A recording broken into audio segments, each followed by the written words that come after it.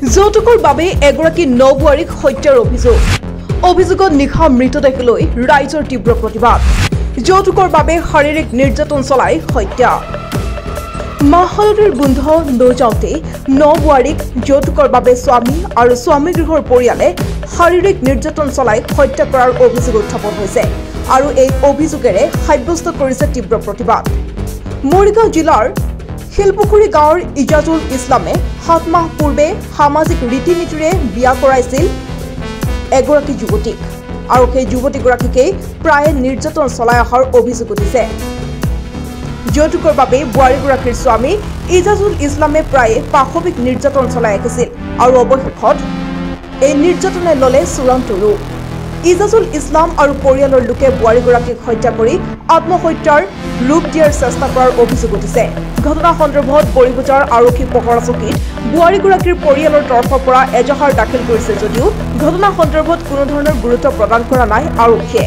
সংবাদ মাধ্যমৰ জৰিয়তে মৰিগাঁও জিলা আৰক্ষী অধীক্ষকৰ লগতে মুখ্যমন্ত্ৰীৰ হস্তক্ষেপৰ দাবী জনাইছে এতিয়া ভুক্তভোগী বোৱাৰীগৰাকীৰ মাতৃগৃহই।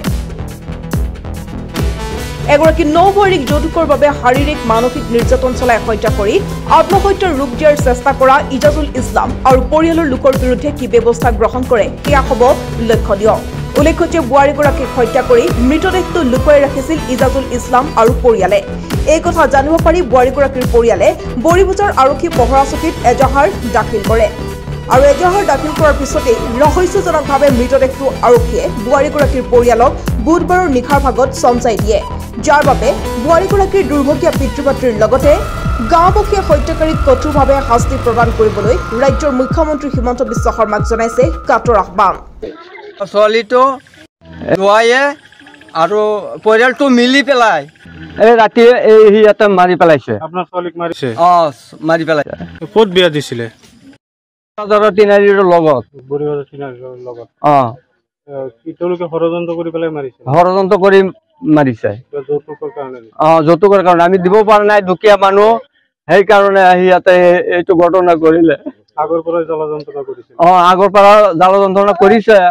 আমি কাম কাজ কৰি আছো, লোকৰ কাম কাজ কৰি আছো, এইটো দিব পোৱা নাই, সেইকাৰণে মাৰিলে।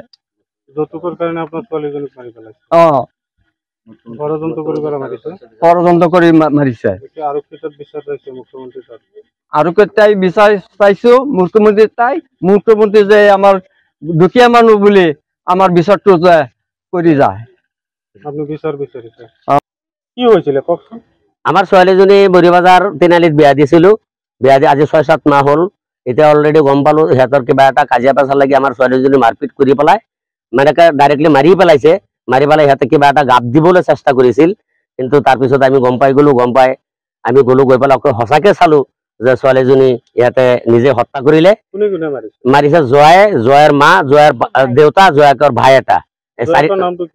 জোৱাইকৰ নামটো আছিল ইজাজুল হক। হয়, মাৰি পেলাইছে। আমাক জনোৱা নাই, এতিয়ালৈকে আমাৰ লগত জনোৱা নাই। এতিয়া আমাক পুলিচে আজি ডেড বডি চমজাই দিলে।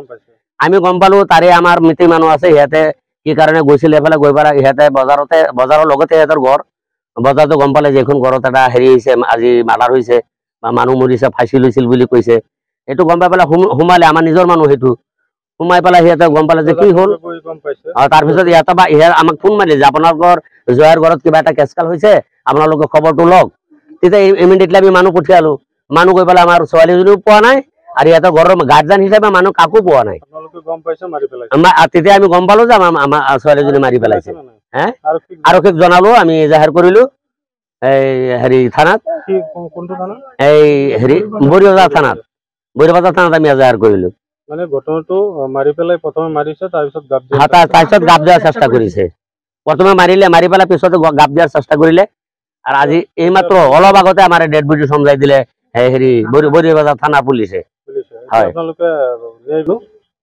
2024 চনৰ 12 তাৰিখ 1 জানুৱাৰী মাহত আমি বিয়া দিছো ছোৱালীজনীক।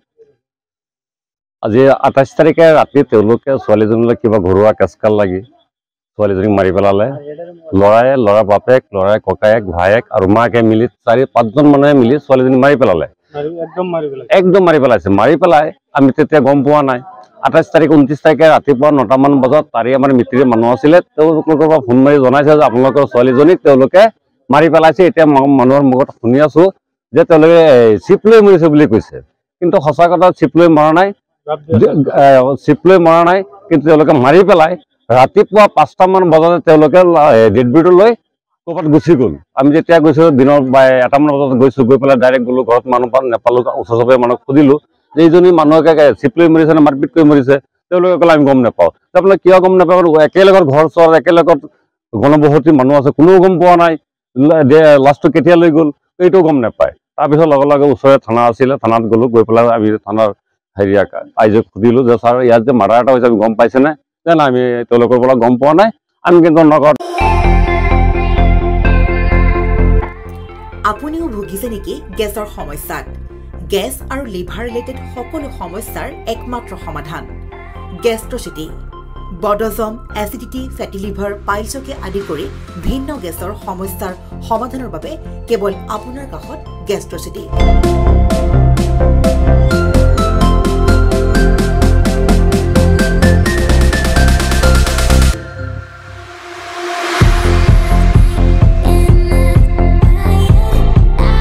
ভিজিট কৰক গেষ্ট্ৰচিটি গুৱাহাটী হাতীগাঁও চাৰিআলি যোগাযোগ নম্বৰ 7577999909